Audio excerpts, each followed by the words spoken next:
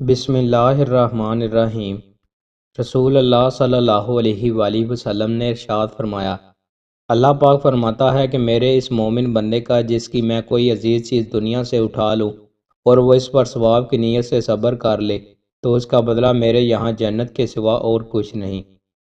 رسول اللہ صلی اللہ علیہ وآلہ وسلم نے ارشاد فرمایا، جب تم میں سے کسی کے ہاتھ سے لقمہ گر جائے تو اسے چاہیے کہ اس پر جو گندگی لگ گئی ہے اسے پونچھ لے اور اسے کھا لے۔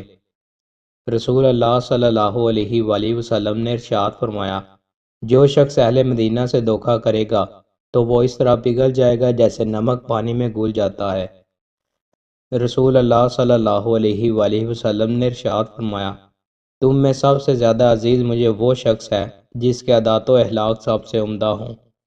رسول اللہ صلی اللہ علیہ وآلہ وسلم نے ارشاد فرمایا، سورج اور چاند میں کسی کی موت و حیات کی وجہ سے گرہ نہیں لگتا، بلکہ یہ اللہ تعالیٰ کی نشانیوں میں سے ایک نشانی ہے، اس لیے جب تم ان کو دیکھو تو نماز پڑھا کرو۔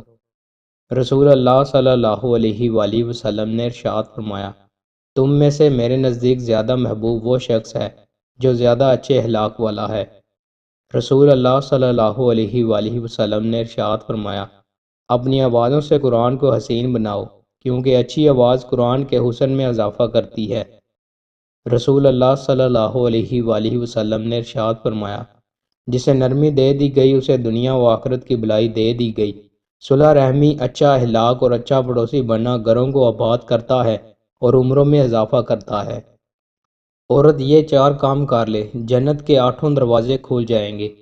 رسول اللہ صلی اللہ علیہ وآلہ وسلم نے ارشاد فرمایا، جو عورت 5 وقت نماز پڑھے، رمضان کے روزے رکھے، اپنی آبرو کو محفوظ رکھے اور اپنے خامند کی اطاعت کرے تو روز قیامت اس سے کہا جائے گا، جنت کے جس دروازے سے چاہو داخل ہو جاؤ۔ دوستو، مزید اچھی ویڈیوز کے لیے ہمارے چینل کو سبسکرائب لازمی کریں۔ بہت شکریہ۔